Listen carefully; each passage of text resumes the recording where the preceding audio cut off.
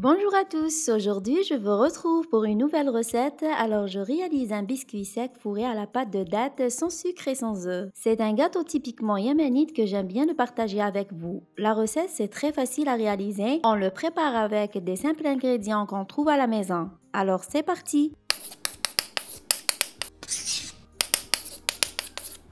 La recette est très simple, alors dans un récipient je verse ma farine spéciale gâteau. Ensuite, j'ajoute une pincée de sel et une cuillère de grains de nigel. Ensuite, j'ajoute 80 g de gras. Moi ici, j'ai mélangé entre l'huile et la graisse végétale. Quand vous pouvez mettre le beurre fondu. Après, à l'aide d'une cuillère en bois, je mélange tous les ingrédients. En fait, l'origine de cette recette, c'est d'ajouter les œufs. Mais moi, j'ai préféré de la réaliser sans œufs et je vais avoir un bon résultat à la fin. Vous allez avoir un gâteau très léger à l'intérieur. Ensuite, ajoutez un peu de lait, je verse la moitié et je mélange ma pâte et je vais voir si la pâte a besoin de lait ou non. En fait, tout dépend du degré d'absorption de ma farine. Je mets tous les détails des ingrédients en description de cette vidéo. Là, je verse toute la quantité de lait, je mélange sans la faire pétrir, comme vous voyez.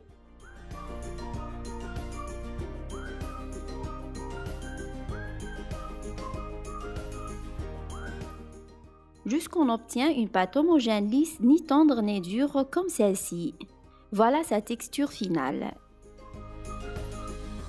Et je vais la laisser de côté. Maintenant, je prépare la farce. Je ramène la pâte de date et je la mets dans un bol. Ensuite, j'ajoute une cuillère de clou de girofle en poudre et une petite cuillère de cardamome en poudre et ça, c'est facultatif. Ensuite, si vous trouvez cette pâte difficile à façonner comme moi, ajoutez une cuillère d'huile végétale et je commence à mélanger le tout jusqu'on obtient une pâte lisse. Maintenant, je passe à la préparation. Alors, je prends un peu de la pâte et j'enroule en forme d'une boule de cette façon. Et je la place sur une balance pour avoir un grammage précis. Et elle se pèse environ 30 grammes. Et je fais la même façon pour la pâte de date. J'enroule une petite boule. Et je la pèse. Elle va avoir environ 10 à 12 grammes.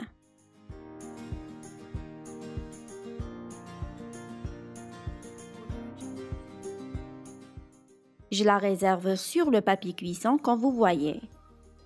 Et je continue de la même façon pour les autres boules pour avoir un bon travail et en plus pour faciliter aussi ma préparation.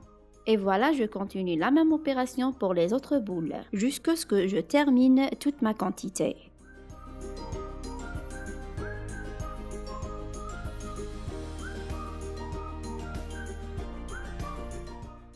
Maintenant, je passe à façonner mon biscuit avec la pâte de date. Je ramène une boule de pâte, je l'étale un peu avec mes mains comme vous voyez.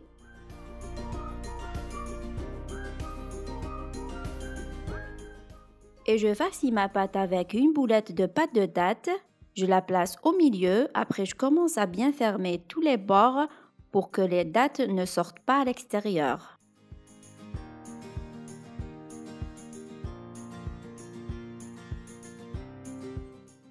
Ensuite, je viens au bord de ma pâte et je commence à bien les tourner de cette façon en forme genre une tresse. Et ça, c'est une façon traditionnelle yéménite dont ils préparent ce genre de gâteau. Moi ici, j'ai préféré les préparer aussi sur ces différents moules. Comme vous pouvez aussi s'amuser et les réaliser dans les différents entrepièces, c'est à votre choix.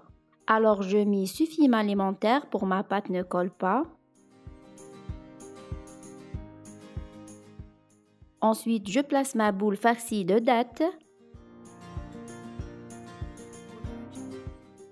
Et enfin, je démoule ma pièce facilement de cette façon. Après, je continue avec les autres moules de la même manière.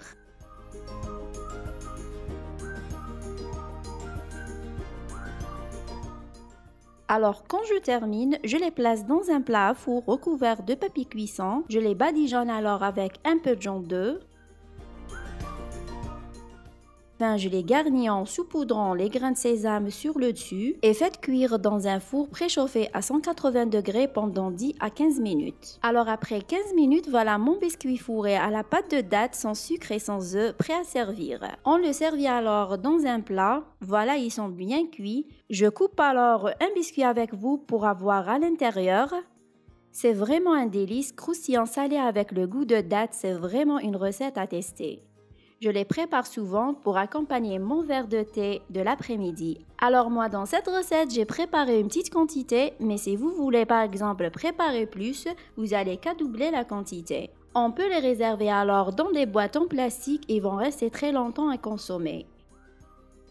J'espère que cette vidéo vous a plu. Si c'est la première fois que tu viens sur cette chaîne, n'oublie pas de t'abonner en cliquant sur la cloche pour ne rien rater. Moi, je vous dis à très bientôt dans une prochaine vidéo.